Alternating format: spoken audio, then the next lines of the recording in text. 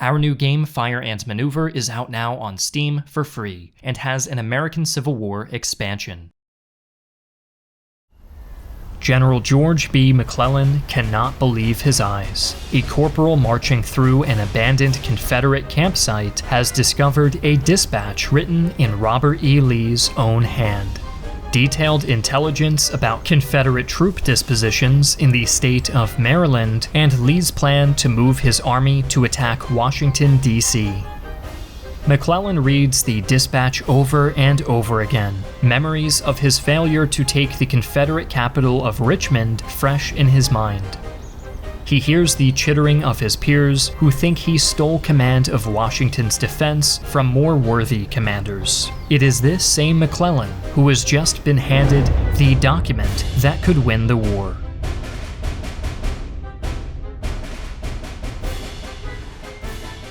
Hi, I'm Griffin Johnson, the Armchair Historian. When Robert E. Lee's order fell into George McClellan's hands, the mighty United States was engaged in a desperate bid for survival. Political and ethical conflict had left the young nation riven in two, and the breakaway Confederate States of America had proven surprisingly resolute in their battle against the federal government, and had attracted the attention of foreign powers who imported Southern cotton. A revolving door of high commanders had failed to lay the rebels low, and political pressure mounted on President Lincoln to end the increasingly unpopular war. The Union needed to turn the tide, and in this video we will examine the Battle of Antietam, the bloodiest day in American history, which cost over 22,000 casualties.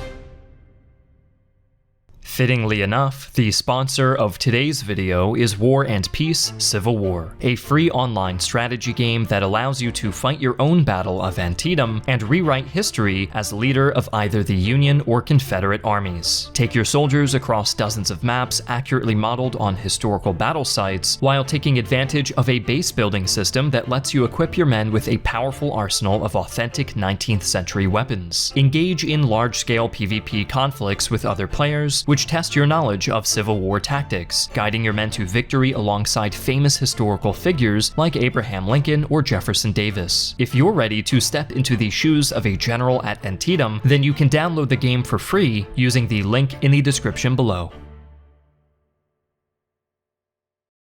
As the smoke cleared from the South Mountain battles, Lee's Army of Northern Virginia was able to consolidate around the town of Sharpsburg.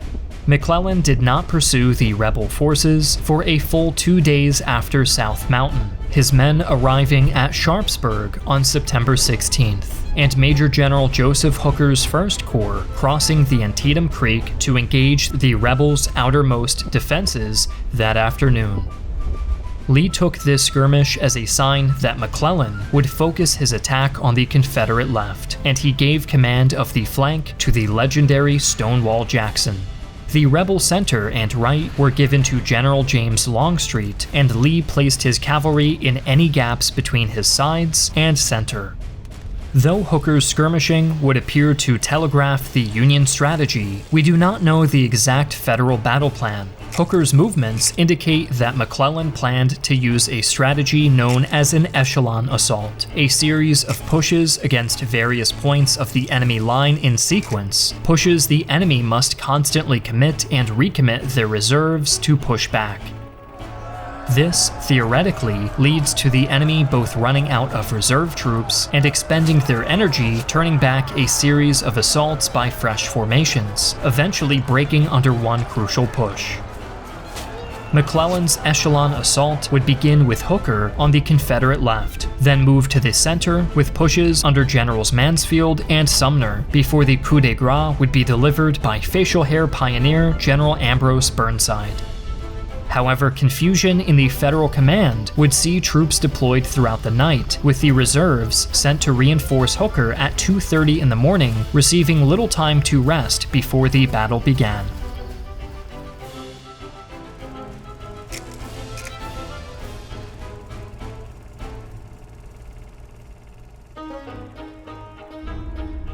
"5:43 a.m., September 17th. General Hooker's men march south toward Dunker Church, assuming they are circling around the Confederate flank and outmaneuvering the rebels. But roughly half an hour's march brings the Federals into contact with Stonewall Jackson's forces, who hold a line stretching from a cornfield to the East Woods.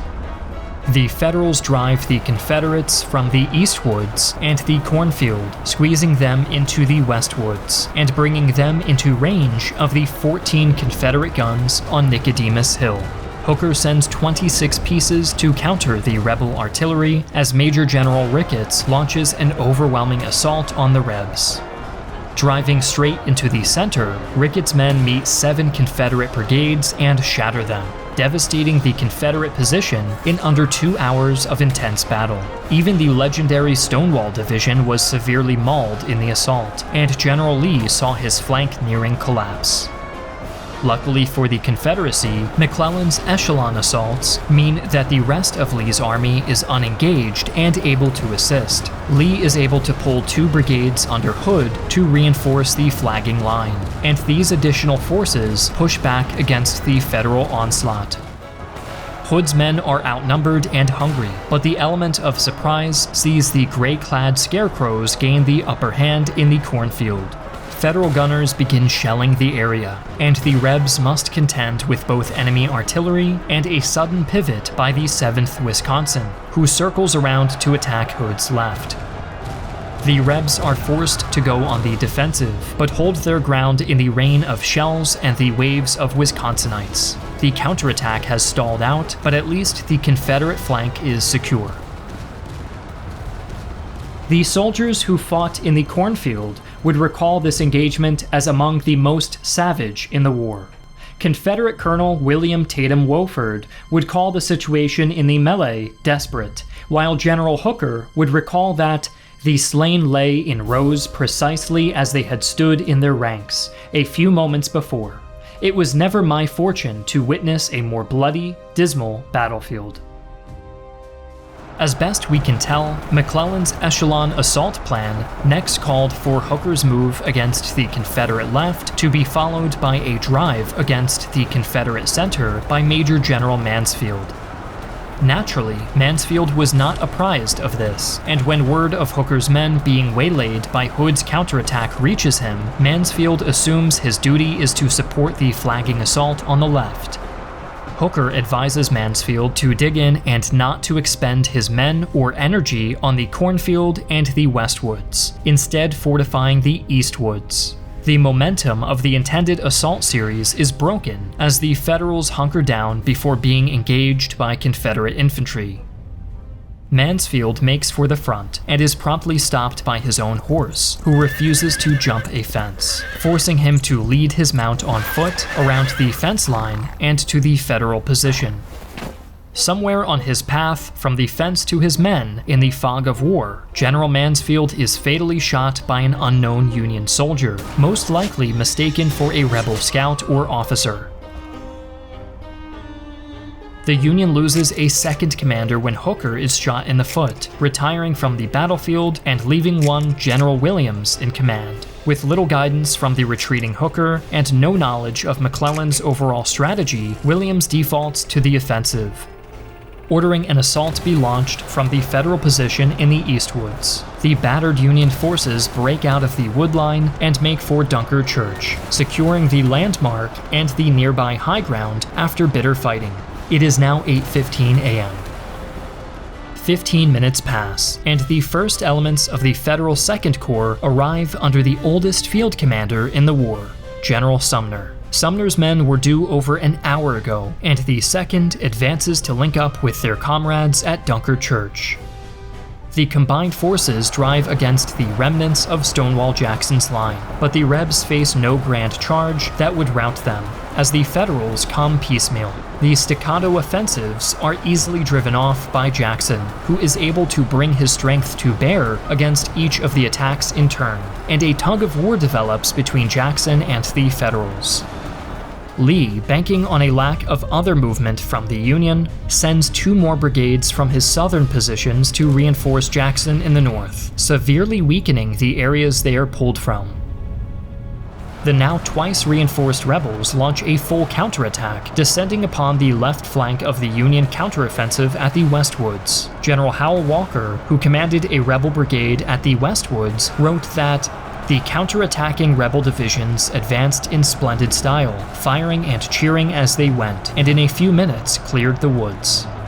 Federal General Gorman noted that the attack of the enemy on the flank was so sudden and in such overwhelming force that I had no time to lose, and the Union indeed loses no time in retreating over 200 yards before the Confederate attack.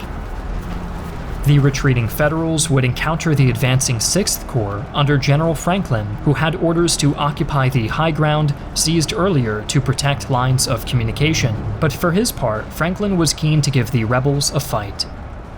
Franklin makes his feelings known to General Sumner, commander of the retreating forces, and a dispute breaks out over whether to keep up the retreat or turn and fight. McClellan himself is called to the front line to resolve this matter.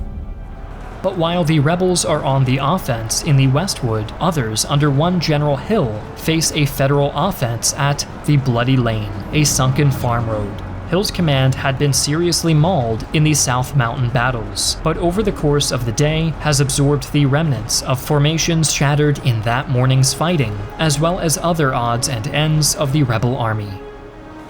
The Union forces under General French charge headlong at the emplaced Confederates, who turn them back-handedly. French's men pay dearly for each and every attempt, and not even reinforcements from the famous Irish Brigade are able to turn the tide. General Robert E. Rhodes, commanding half of the forces at the Bloody Lane, spots a gap in the Union line and orders a countercharge that is stopped dead by quick defensive maneuvering on the Union side. Rhodes orders a subordinate to take up a defensive position on the right, but this order is misunderstood as a command to retreat. Rhodes watches, dumbfounded, as his right flank withdraws, followed by the rest of his men. The rebels abandon Bloody Lane, literally handing their position over to the Federals. The upshot of all this miscommunication and redeployment was that Lee's forces were all but entirely concentrated in the north, with Burnside on deck for the next stage of the echelon assault to the south. Burnside finds himself commanding a full corps against a skeleton crew. McClellan allegedly orders Burnside to advance over the Antietam Creek Bridge at 8 a.m.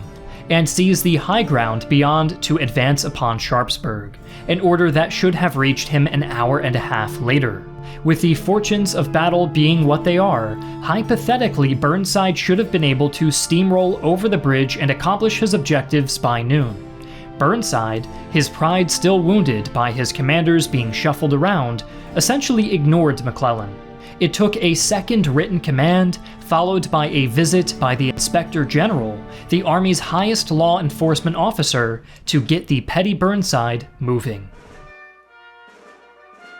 When they finally get to the bridge, Burnside's forces drive Confederate skirmishers away before splitting off. The main force makes to fight its way across the bridge, while a splinter force goes to ford the river downstream.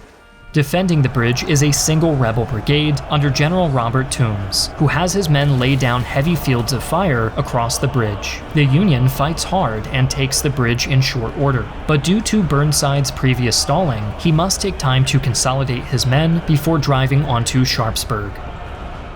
It is 2 p.m., and the fighting in the north has concluded. Lee's army is spent, all of his reserves are committed or destroyed. Numerous officers have fallen in battle, and only his center force remains intact and ready.